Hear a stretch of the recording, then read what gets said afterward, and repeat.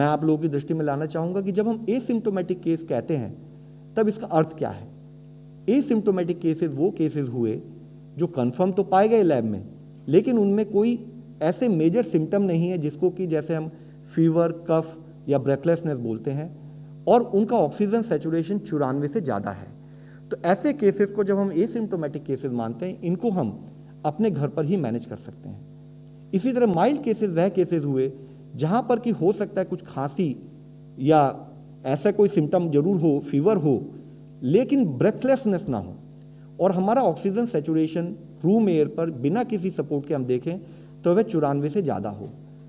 मैं आप लोगों की दृष्टि में लाना चाहूंगा कि इसी चीज को रिट्रेट करते हुए मिनिस्ट्री ऑफ हेल्थ ने कल अपनी updated guidelines for home isolation भी जारी की है।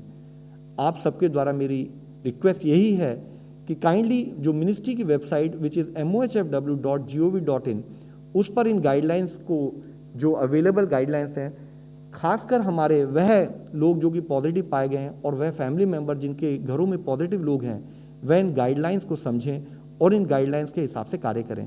उन गाइडलाइंस के रूप में संक्षेप में मैं आप लोगों को बताना भी चाहूंगा। सबसे पहले होम आइसोलेशन के लिए कौन लोग एलिजिबल हैं।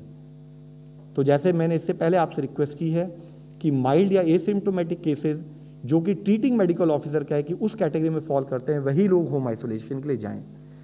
साथ ही जरूरी है कि होम आइसोलेशन उन्हीं केसेस में किया जाए जहां घर के अंदर जो आदमी पॉजिटिव आया है उसके आइसोलेशन की व्यवस्था हो, उसके पास एक सेपरेट रूम अवेलेबल हो सके, और उसके फैमिली मेंबर्स के लिए भी, क्योंकि वो क्वारंटाइन मोड में रहेंगे, वे हाई रिस्क कैटेगरी में रहेंगे एज ए कॉन्टैक्ट, उनके लिए भी अलग से रहने की व्यवस्था हो। अगर ऐसी व्यवस्था ना हो तो काइंडली स्टेट गवर्नमेंट से, डिस्ट्रिक्ट से कोऑर्डिनेट करते हुए आप फैसिलिटी क्वारंटाइन या फैसिलिटी आइसोलेशन की तैयारी करें। इसके साथ ही यह जरूरी है कि घर में उस पर्टिकुलर पेशेंट को देखने के लिए केयर गिवर हो, जो उस मल्टीपल लोग उस पेशेंट को रेगुलरली ना देखें, वह केयर गिवर एक हॉस्पिटल या हमारे पब्लिक हेल्थ के जो डिस्ट्रिक्ट के ऑफिशियल है उनसे टच में रहे, हमारे कॉल सेंटर से टच में रहे, और साथ में केयर गिवर और जो क्लोज कॉन्टैक्ट्स हैं घर के, उन सबको हाइड्रोक्सिल क्लोरोक्विन प्रोफाइलैक्सिस यानी कि एक एडवांस प्रिकॉशन के रूप में, जो हमारा प्रोटोकॉल है, जो गाइडलाइन हमारी वेबसाइट पर भी अवेलेबल है, उसके हिसाब से ले, या जैसे कि ट्रीटिंग मेडिकल ऑफिसर ने सजेस्ट किया है उसके हिसाब से ले।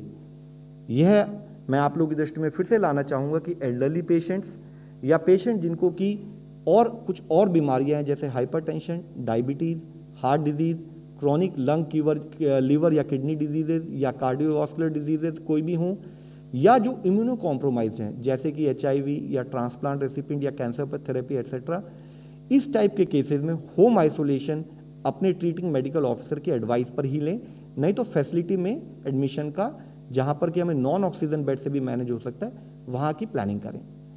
साथ ही पेशेंट के लिए क्या इंस्ट्रक्शंस हैं। पेशेंट्स जहां तक हो सके अपने आप को आइसोलेट करके एक वेल वेंटिलेटेड रूम में अलग से रहे। पेशेंट हर समय ट्रिपल लेयर मेडिकल मास्क पहने, यह बहुत जरूरी है। आप देखते होंगे कई जगह पर हमारी ही मीडिया में न्यूज आती है कि अब घर घर में फैल रहा है करके एक भय का वातावरण क्रिएट हो रहा है। हमें समझने की जरूरत है घर घर में इसलिए फैल रहा है क्योंकि हम जो उसकी रिक्वायर्ड प्रिकॉशन है वह नहीं लेंगे तो इन्फेक्शियस डिजीज डेफिनेटली फैलेगी। साथ ही जरूरी है कि पेशेंट अपने मास्क को 8 घंटे तक इस्तेमाल करके उसको डिस्कार्ड कर दे, नया मास्क का इस्तेमाल करे। केयर गिवर अगर फिजिबल है या तो वह ट्रिपल लेयर मास्क यूज करे, लेकिन अगर उसके पास अवेलेबिलिटी है तो जब केयर गिवर रूम के अंदर जाए और पेशेंट से इंटरेक्ट करे तब वह N95 मास्क का इस्तेमाल भी कर सकता है।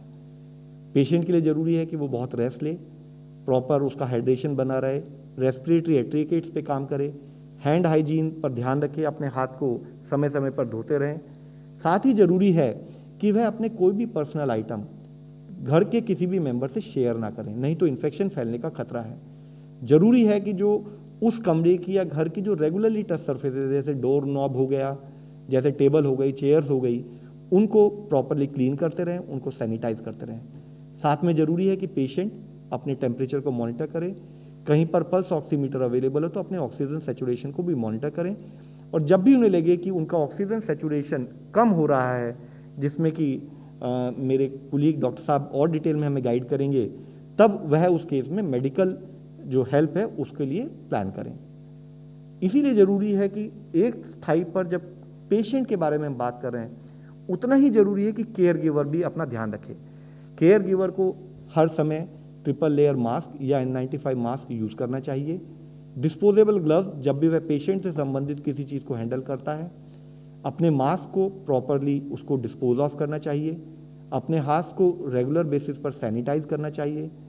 जब भी वह बीमार आदमी के संपर्क में आता है, चाहे उसके खाने से संबंधित समय पे या अदरवाइज, तब वह अपने हाथों को साफ करें सोप से या पानी से। और पेशेंट के बॉडी फ्लूइड, पर्टिकुलरली जैसे कि ओरल फ्लूइड हुए या रेस्पिरेटरी सिक्रीशन हुए, जैसे कि हम बोलना खांसना, उनसे डायरेक्ट कांटेक्ट अवॉइड करें। जरूरत है तो डिस्पोजेबल ग्लव यूज करें जब वो पेशेंट से रिलेटेड कोई चीज हैंडल कर रहा है। कोई भी कंटैमिनेटेड आइटम, जो पोटेंशियली कंटैमिनेटेड आइटम हो सकते हैं, जैसे कि खाने के बर्तन, गिलास, टॉवल एटसेट्रा, उनसे एक्सपोजर अवॉइड करे। और अगर बर्तन या कोई भी चीज धोनी है तो वह सोप और पानी से ग्लव्स पहन के धोए जाएं।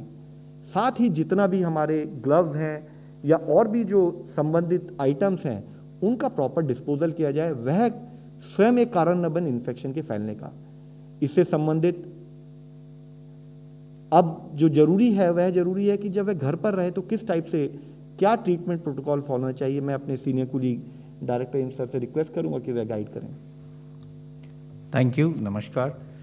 तो इसी कड़ी को आगे लेते हुए मैं यही कहना चाहूँगा कि सबसे पहले ये ज़रूरी है कि हम ये तय कर लें कि ये जो पेशेंट है जो एसिम्प्टोमेटिक है या माइल्डली सिम्प्टोमेटिक है, इसके पास यहाँ इनके पास फैसिलिटीज़ भी हैं और ऐसी कोई कोमॉर्बिडिटी नहीं है जिसके लिए उनको एडमिट होने की ज़रूरत है।